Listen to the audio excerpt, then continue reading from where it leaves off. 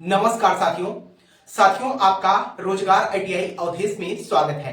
साथियों इस वीडियो में हम बात करने वाले हैं आईटीआई फर्स्ट ईयर और आईटीआई सेकंड ईयर के जो है एनसीईआरटी बोर्ड की तरफ से जो आप लोगों के सिलेबस का स्ट्रक्चर है उसके बारे में बात करने वाले हैं। सबसे पहले साथियों आपको मैं बता दूं, आप लोगों को अच्छे से पता है कि एनसीईआरटी बोर्ड आप लोगों की परीक्षा जो है 3 चरणों में कंप्लीट कराती है। पहला अगर हम बात करें सबसे पहले तो आपका आईटीआई का प्रैक्टिकल परीक्षा मेन होता है, उसके बाद आपका सेशनल परीक्षा होता है, फिर जाकर आपका मेन परीक्षा यानी कि सीबीटी परीक्षा कंप्लीट कराई जाती है, जो कि मैंने इसके बारे में ऑलरेडी आप लोगों को बता भी रखा है। यहाँ पर कई सारे स्टूडेंट मेरे भाई हमारे पास जो है मैसेज भी कर चुके हैं कि सर हमारे जिस ट्रेड से हम आईटीआई कर रहे हैं या फिटर या इलेक्ट्रीशियन या वेल्डर या डीजल मैकेनिक, सभी कोर्स की मैं बात कर रहा हूं, कोई भी ट्रेड हो आपका है ना, सभी ट्रेड की मैं यहाँ पर सिलेबस के स्ट्रक्चर के बारे में बात करने वाला हूं।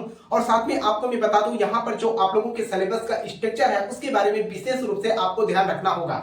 सबसे पहले तो अगर हम बात करें साथियों आप लोगों की जो परीक्षा होती है, चाहे आप फर्स्ट ईयर के स्टूडेंट हो चाहे आप सेकेंड ईयर के स्टूडेंट हो, इसके पहले जो है आप लोगों की जो परीक्षाएं होती थी ये टोटल जो है 700 का पूर्णांक होता था। लेकिन अब जो है आप लोगों को भी अच्छे से पता है कि अब जाकर जो है आप लोगों का जो पूर्णांक है वह 600 का हो गया है। अब यहाँ पर जो पूर्णांक होता है अगर हम बात करें तो 600 का है, तो इसमें जो है ध्यान रखना होता है कि आपका सीबीटी परीक्षा जो होता है या हम प्रैक्टिकल परीक्षा की बात करें सबसे पहले तो प्रैक्टिकल परीक्षा जो है आपका 250 नंबर का होता है। उसके बाद जो है आपका सेशनल परीक्षा आ जाता है। अगर हम सेशनल परीक्षा की बात करें तो ये जो है आपका 200 नंबर का होता है। ठीक है, अगर हम आगे स्टेप बात करते हैं तो यहाँ पर सीबीटी परीक्षा, और जो कि मेन परीक्षा मेरे भाई सीबीटी परीक्षा ही होता है। बाकी अगर हम प्रैक्टिकल परीक्षा या सेशनल परीक्षा की बात करें तो ये तो दोनों परीक्षाएं जो है आपके कॉलेज में ही कंप्लीट करा ली जाती है। अगर प्रैक्टिकल परीक्षा की बात करें तो इसमें आपके 250 नंबर का आपके प्रैक्टिकल आते हैं। ठीक है, और 200 नंबर का जो है आपका सेशनल परीक्षा होता है। ठीक है, तो यहाँ पर अगर हम प्रैक्टिकल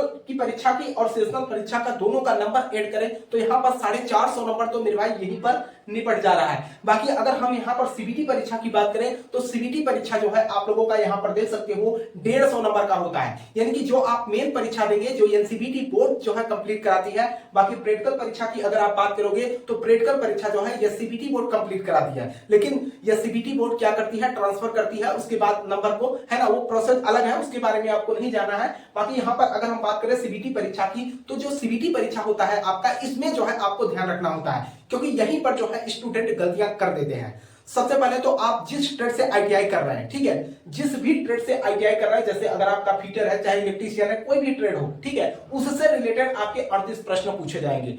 ठीक है, आपका जैसे फीटर ट्रेड है तो फीटर से जो है 38 प्रश्न पूछे जाएंगे। आपको यह भी मैं बता दे रहा हूं कि प्रत्येक प्रश्न जो है आपका 2 नंबर का होता है। ठीक है, प्रत्येक प्रश्न 2 नंबर का होता है, यानी कि अगर हम ट्रेड थ्योरी की बात करें तो 38 प्रश्न पूछे जाएंगे। देखिए अगर हम यहाँ पर जो है जैसे कि आपको भी पता है कि यहाँ पर अगर हम बात करें तो ट्रेड थ्योरी से आपके 38 प्रश्न पूछे जाएंगे।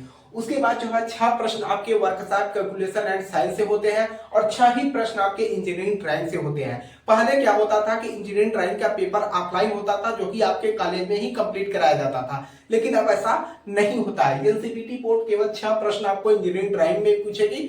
अगर हम ओवरऑल जो है यहाँ पर बात करें मेरे भाई, जैसे ट्रेड थ्योरी की बात करें या वर्कशॉप कैलकुलेशन की बात करें या जो है आपके इंजीनियरिंग ड्राइंग की बात करें, इन तीनों सब्जेक्ट को जो है एनसीईआरटी बोर्ड ने क्या नाम दे दिया है, ट्रेड थ्योरी, यानी कि ट्रेड थ्योरी में शामिल कर दिया है। अगर हम ओवरऑल बात करें आपके एडमिट कार्ड में लिख के आएगा ट्रेड थ्योरी, यानी कि ट्रेड थ्योरी में जो है टोटल आपके 50 प्रश्न देखने को मिलेंगे। अगर हम नंबर की बात करें तो 50 दूना 100 नंबर के जो है आपके यहाँ पर ट्रेड थ्योरी से प्रश्न पूछे जाएंगे। और ट्रेड थ्योरी में मैंने आपको बताया 3 सब्जेक्ट जो है शामिल होते हैं। पहला आपका ट्रेड थ्योरी जिस ट्रेड से आप आईटीआई कर रहे हैं, दूसरा आपका वर्कशॉप कैलकुलेशन एंड साइंस जिसमें मैथ और साइंस होता है, तीसरा सब्जेक्ट आपका हो जाता है यहाँ पर इंजीनियरिंग ड्राइंग। ठीक है, जिसमें जो है आपके यहाँ पर 6 प्रश्न पूछे जाएंगे।